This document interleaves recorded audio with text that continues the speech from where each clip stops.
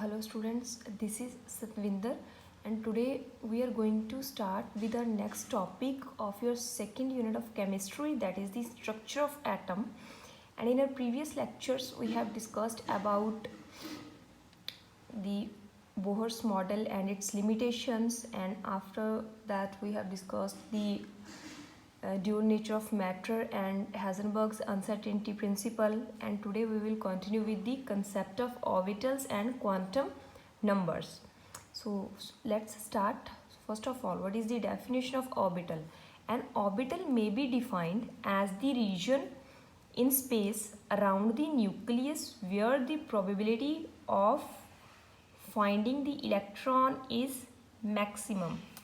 For example, we can see this with the help of the diagram also, that this shaded region around the nucleus, this is the nucleus, and all this shaded region where the probability of finding the electron is maximum, this is the orbital. And on the other hand, what is the orbit? Orbit is this specific path that is followed by the electron while moving with a constant energy. So now the definition of orbital should be clear, that orbital may be defined as the region in space around the nucleus where the probability of finding the electron is maximum. So here this is a nucleus. And now we will see the difference between orbit and orbital. So first, that is orbit and orbital. So orbit is a well-defined circular path around the nucleus in which an electron revolves. Means that is this well-defined circular path around the nucleus in which the electron revolves. This is the orbit. And orbital, it represents the region in space around the nucleus in which the probability of finding the electron is maximum. And orbit represents the planar motion of an electron because of uniform constant path is followed by the electron while moving in the orbit. And orbital represents the three-dimensional motion of an electron around the nucleus, because the shaded region, the probability of finding the electron in all the directions is equal. So that's why we can say that it represents the three-dimensional motion of an electron around the nucleus. And then next, orbit gives a definite path of an electron, and this concept is not in accordance with the Heisenberg's uncertainty principle. So as we are saying that orbit gives a definite path of an electron.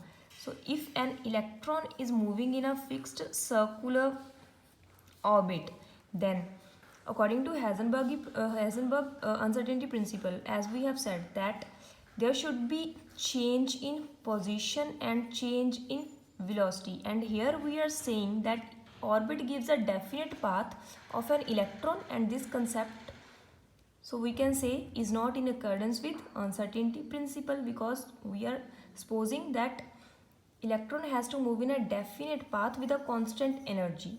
So the chances of uncertainty will be lesser or negligible. But in case of orbital does not specify definite path, and according to this concept, electron may be anywhere in this region. So this concept is in accordance with the uncertainty principles. Means in shaded area, the chances or probability of finding the electron in this whole region is equal. So that's why there are chances of uncertainty in position and uncertainty in velocity of the electron while moving inside this shaded region. And the next point is all orbits are circular, and here orbitals have different shapes For example, s orbit is spherical while p orbital is well dumped shaped. That s orbital is going to have spherical shape and p orbitals are having this type of the shapes. This is dumbbell shaped, and in case of orbit always provides a circular path. And then next, orbits do not have directional characteristics because this is circular, and except s orbital, all other orbitals have directional characteristics. Why not s orbital? Because s orbital is also spherical in shape. And for p orbitals we can say that this is the z-axis and this is the x-axis, and on this side we are taking y-axis, and alignment of orbital is like that. So we can say that other orbitals have directional characteristics. This is for 2px. This structure and shape of orbital is discussed for 2px and orbital. And then an orbit can accommodate electrons equal to 2n square, where n represents the principal quantum number. Means one orbit can accommodate, मतलब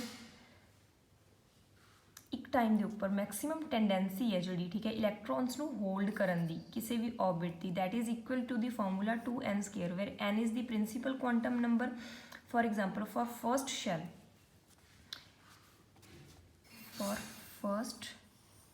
shell, value of n equals to 1, then maximum number of electron present in this shell or orbit will be equal to 2 into 1 square, that is 2.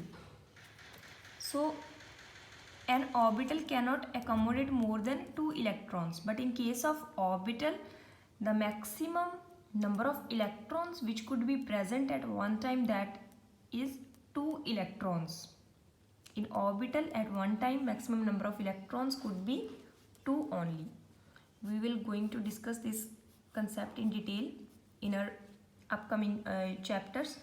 For example, in one orbit we can have only 2 electrons with opposite spins, or simply the shaded region that is represented here. In this region the maximum tendency of carrying the 2 electron is only possible.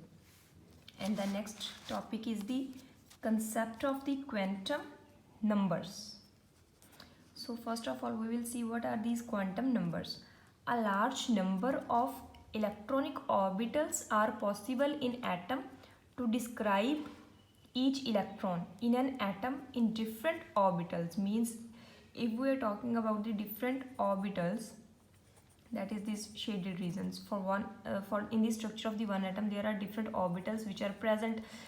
So to describe each electron in an atom in different orbitals, there is a set of 3 numbers known as the quantum numbers. These are designated as n, l and ml. So in addition to these 3 numbers, another quantum number is also needed which specifies the spin of the electron and represented by ms. So now we will start with the discussion of the quantum numbers. That first one is the, this is the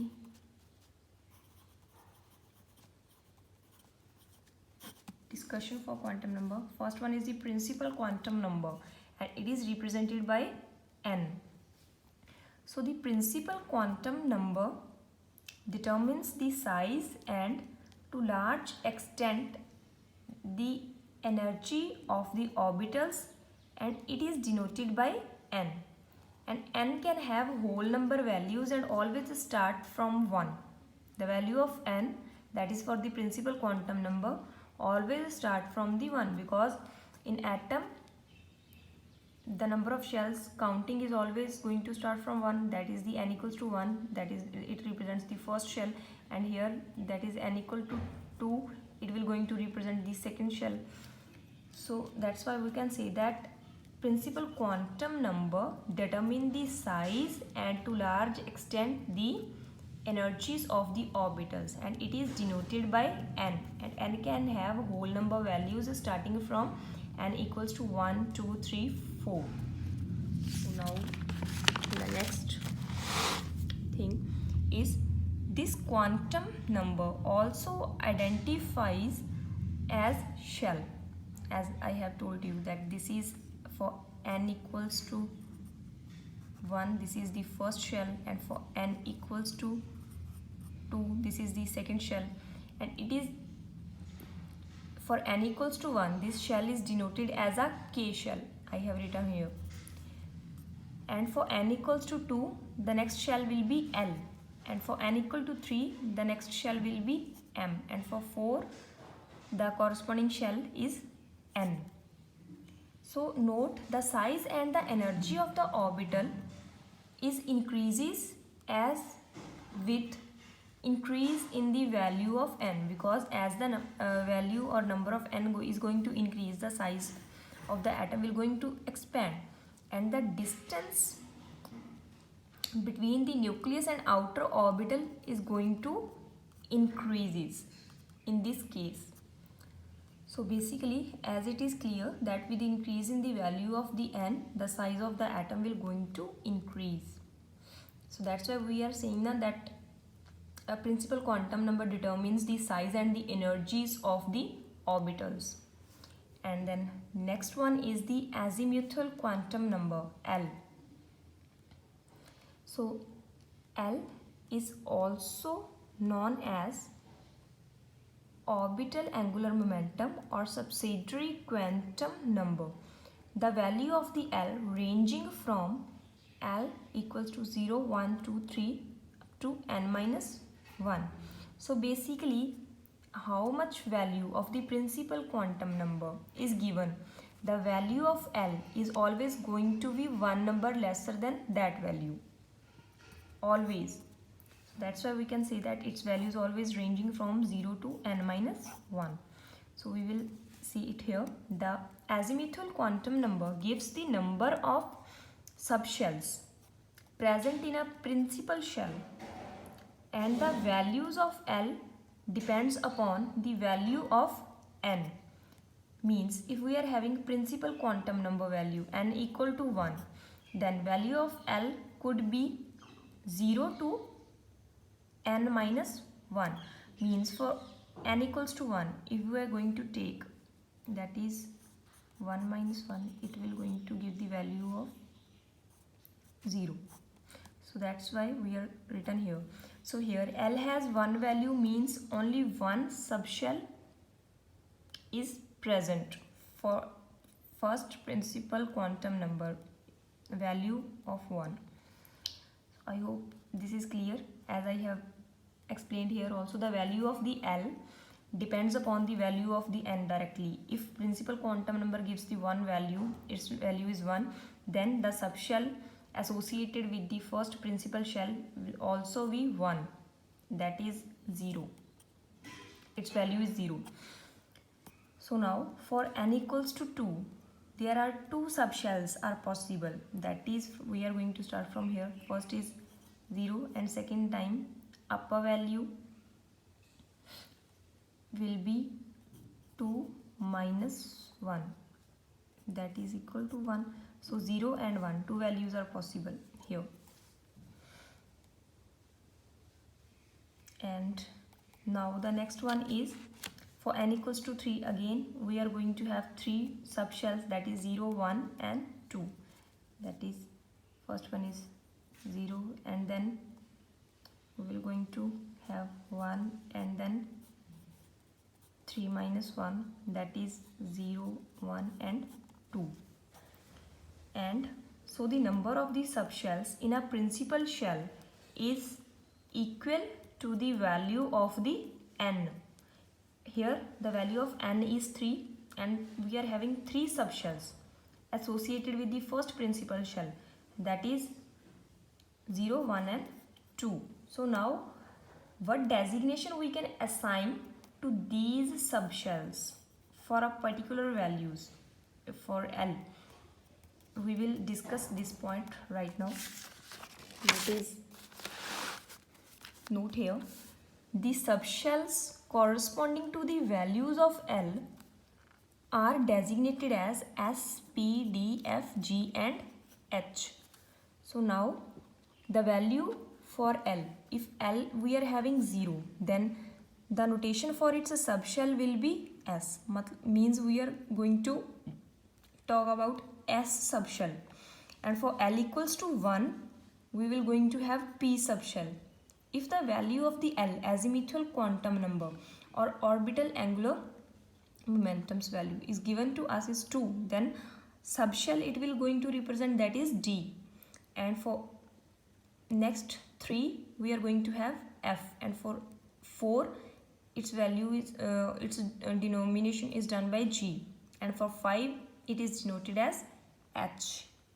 So now we can also see that, like from here, that this table gives us the subshell notations here, that if we are having n equals to 1 and then value of L is 0, principal quantum number will be written in with the subshells. Here it will going to represent the number of the shell or position of the electron in which it will be presented. So now here we are going to have 1s, that is 1 of a principal quantum number, and L equal to 0 represents the subshell, and the next one is the for n equals to 2, L is 0, means for L if we are having the value of L equal to 0, then it will going to represent the S subshell. So according to that we have to write S for this also, and if principal quantum number given is 2, then we have to mention it here as a 2. And then the next one is for L equals to 1 and principal quantum number will going to remain same, that is 2. So here I will going to write 2p. And for second, now we can also see that the possible number of the subshells for a given shell will be, for first shell, that for one n equals to 1, possible number of shell is 1, and for second shell, that is 2, for 2 there are 2 possible values. If L is giving 0 value, then 2s subshell, and if L giving the value of 1, then there is 2p subshell. So here we can say that 2 subshells are present. And for n equals to 3, if the value of the shell is 3, corresponding to this, L will going to give the 3 values 0, 1, 2. So according to that, there are 3 subshells are possible. 3 subshells should be there. And for 4, again we are going to have 4 subshells. 4 subshells we will take here, that is for L equals to 0, S, for 1, P and 2, D, and for 3 we are going to take F, as I have written here. You have to make in your mind that you always going to remember these values, because if you are knowing about these values only, then you can calculate the possible number of subshells for a particular principal shells. So I hope you all have understood the whole concept clearly, and the next 2 quantum numbers, orbital quantum numbers, we will going to discuss in our next lecture. Thank you so much.